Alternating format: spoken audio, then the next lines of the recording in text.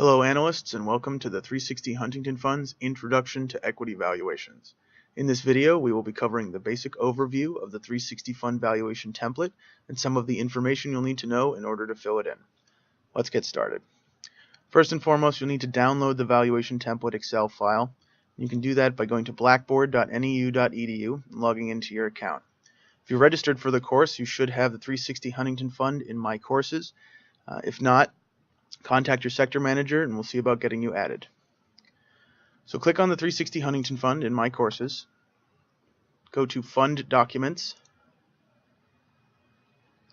down to 360 Huntington Fund Standard Templates, and download the 360 Huntington Fund valuation template for the most current version. This particular video we're going to be going over version 2.2. So once you've downloaded the Excel file template, you're going to want to open it up. You'll see that Middleby Corporation is the example that we're using. This is for instructional purposes only, and the information here is out of date, but the point is that the formulas themselves are what you're going to need to utilize. So here you'll see the Summary tab, which is the output of all of the valuations and their values to come up with a weighted target price. You're going to need to input some company data. There are some notes in each one of these cells that you'll need to use in order to determine the appropriate formula if need be. Some of this information is available openly in Morningstar. Some of it you'll have to calculate yourself. You can also use Bloomberg.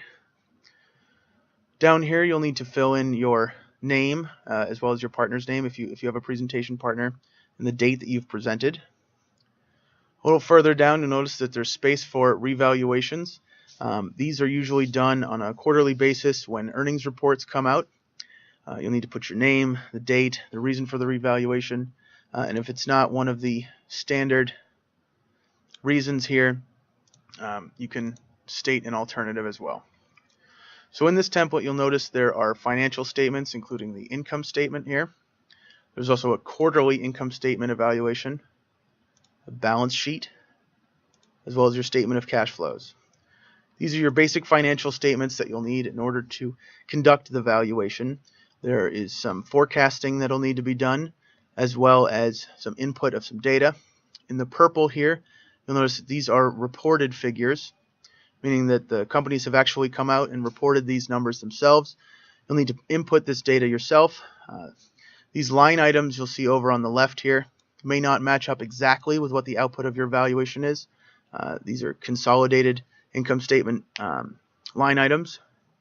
But again, not every company's income statement is exactly the same, so you may need to add columns, or rows in here in order to add that data yourself. Now you'll notice that there are also formulas input here for these line items, which you'll need to keep consistent throughout the valuation process. You also see revenue growth rates, which take into account the growth rate year over year for revenue. The shares outstanding. For the 360 fund, we use diluted shares outstanding. The reason for that is it's kind of a worst case scenario because when you dilute the number of shares, the earnings per share goes down per share owned. So that's, like I said, kind of a worst case scenario. If warrants or rights were exercised or some options that were outstanding, it's reflected in the diluted shares outstanding. So that's what you're going to want to use for the template, as well as the diluted earnings per share. There's also sales per share data. Earnings per share is your net income divided by the shares outstanding. Sales per share is pretty much the same thing in terms of sales divided by shares outstanding. You'll need that for the relative valuation models that we'll go over in just a minute. Over here, you'll notice that there's a revenue growth rate that you input over here. This number is tied into your forecast. It's the year prior times 1 plus the revenue growth rate, and that will give you your forecasted estimate growth rate for the upcoming year. Now you'll notice that some of these columns are in yellow, and what that means, that's the forecast data. At this particular time that I'm recording this video, Not all the 2014 data has come out. The templates are updated to reflect the most recent information, so you may need to update this as time goes on. So you'll see here that 2014 has a combination of reported and forecasted. So that's the reason for that is because the fourth quarter information hasn't come out yet. So that information, because it's not available, has to be estimated. You can do that through the common form sales, determining how much certain expenses are as a percentage of sales. So as revenue increases, the expenses are assumed to go up in a similar way. So you'll need to input some of this data. So let's see. So for cost of goods sold, for example, in order to get this number here, you're going to have to do a direct input of a value over here. So you'll see that in 2015, it's a rough estimate. I believe that costs are going up, let's say. So you put in 62% over here, but if you put in, say, 50, for example, you'll notice that this number over here directly changes as a result of that. So this is where you'll need to input that data in order to have it reflected in the income statement itself. Moving on, you'll see that there's a quarterly evaluation as well. This information is done on obviously a quarter-by-quarter basis. Again, the line items over here may not be exactly the same. You may need to change a few things. But this is used to forecast the income statement on a quarter-by-quarter basis using prior quarters as an example. You can see that here we have regular quarterly income statements, as well as down here we have common form income statements, and you use that to forecast the coming quarters to determine what you believe the annual forecast is going to be for revenue and costs and so on. There's also a section down here which breaks down each quarter per year. So you can look at the year prior's quarter information to see how much things have gone up. You can look at what percentage each quarter increases, because some companies have a first quarter and second quarter may be better than their third quarter. So you want to be able to estimate appropriately here. Moving on, you'll see we have a balance sheet as well. This goes over all of the assets, liabilities, and shareholders' equity.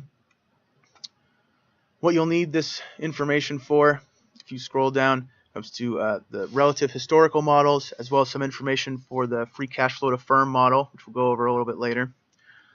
Looking at equity growth, book value per share, goodwill. So there's two relative valuations that you'll need some information out of this for. That's the historical price to book value and historical price to tangible book value, which we'll go over a little bit later.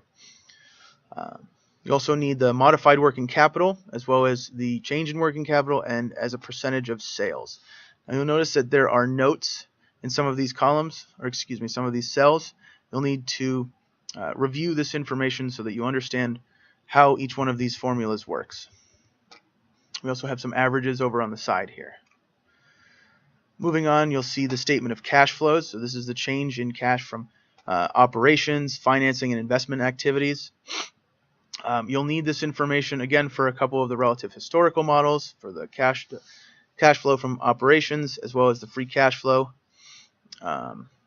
You'll also need the depreciation as a percentage of sales and the capital expenditures as a percentage of sales in order to do some forecasting in the free cash flow to firm model later on. You'll need to review these formulas, make sure you understand them so that the forecasts are appropriate and you can explain the reasons for your estimations. Now, for the relative historical models, there's a number of different choices for you to use. One of the most common ones is the historical price to earnings model. And basically what this does is it compares companies that are similar to the company you're evaluating and looks at how much the investors are willing to pay per dollar of earnings. So it's the share price versus the earnings itself. So here you'll need to input some price data that you'll get from Value Line, as well as earnings per share data, ultimately calculates your PE ratios, and compares them on a relative basis to the peer group. Now make sure that you check for outlier figures that don't line up with the other values. So you'll see here it's a 305, 149.09.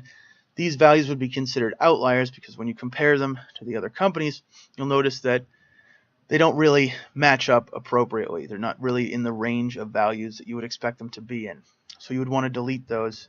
But we'll go into further detail about that in another video when we go over relative valuations.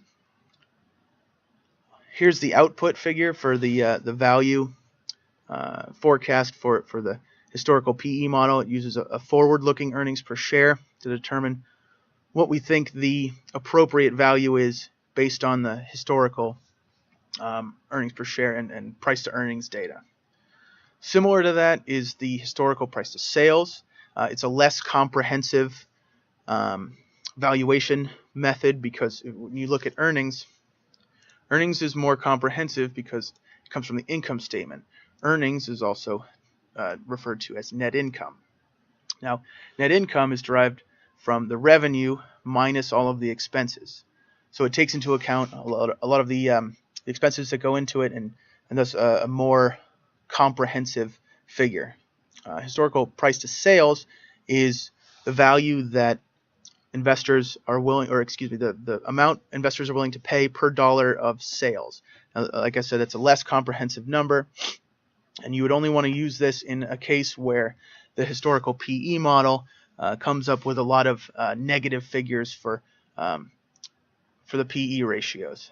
Now, if that's the case, it skews the model and it causes problems. So if you find a lot of negative numbers in the PE model or a number of outliers, you would want to use the price to sales model instead of that.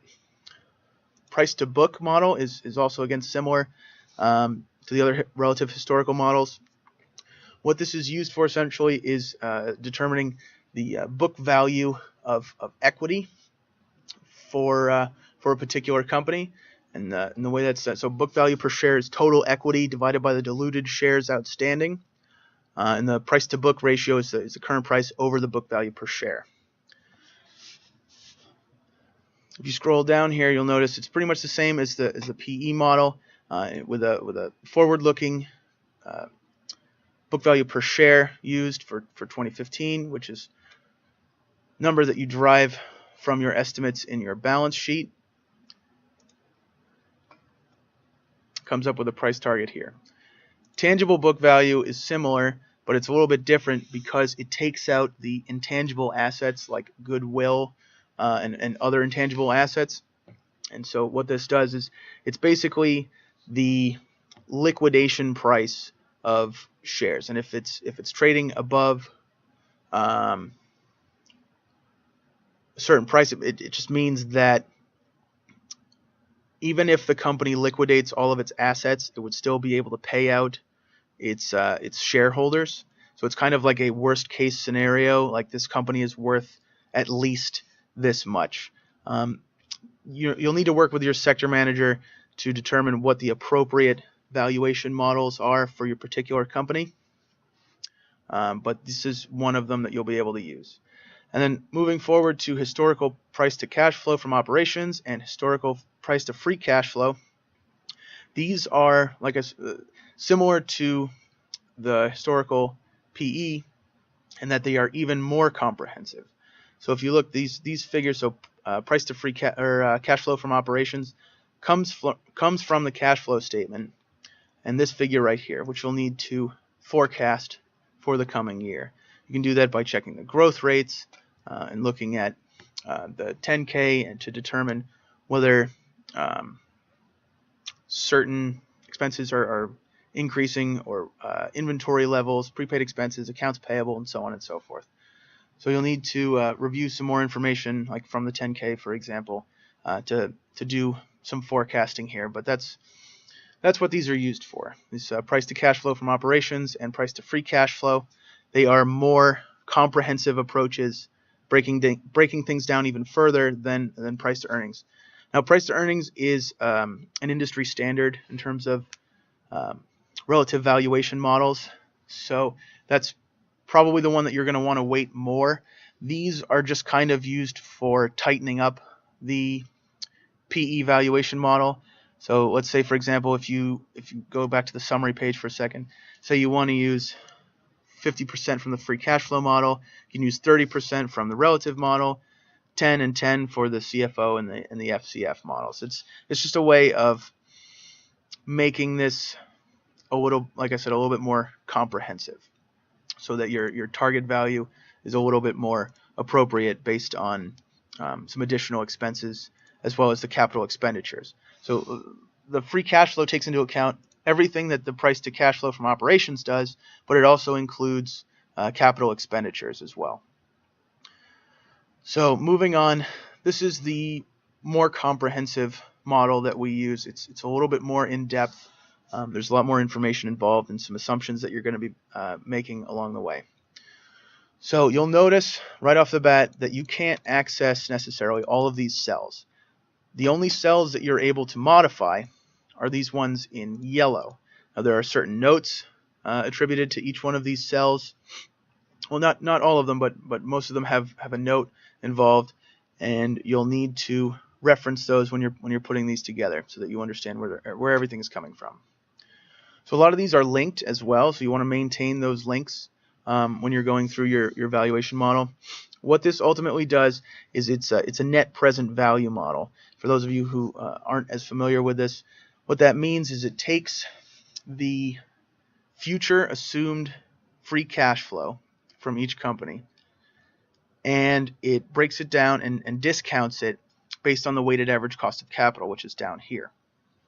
It does that through a series of inputs that you're going to need to fill in, including the shares outstanding, the market value of equity, which is the market cap, the market value of long-term debt, the adjusted beta, and you'll see here there's a note here. We're using the 3-year daily regression against the Russell 3000. There is some information on that in the course packet as to how to obtain it. The risk-free rate, which is the 10-year treasury rate. You can get that online very easily, as well as through the cost of debt function in WACC on Bloomberg, which there are instructions in the course packet for you to get that. There's also the debt adjustment factor, as well as the effective tax rate. Now up top here, you're going to have to forecast revenue growth rates. You can do this through either an average of the long-term growth rates. If you have some information from the 10K as to what management thinks their growth rates are, you want to remain conservative. You don't want to go you don't want to be too aggressive in your forecast unless you have serious justification as for why analysts are missing something.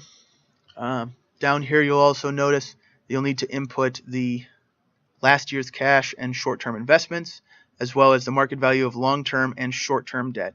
Now make sure that these are the most current numbers so that you're not misplacing some information within the spreadsheet. There's also the dividend discount model. Now for this particular company, Middleby, they don't offer a dividend, so it's not appropriate here. But you'll need to, if your company does issue a dividend that has been paying out for roughly 5 years or more, you might want to include this in your valuation model. And what that'll do is it'll spit out a 12-month target price based on the information that you've input and dividend growth rates and so on. It's again a net present value model that is useful in determining an assumed intrinsic value of a particular stock. So with that, there will be additional videos on more specific information as to how to put together all of this. This is just a brief overview of what you'll need to understand in order to put together a valuation template and to show you what the valuation template actually is. Thank you very much.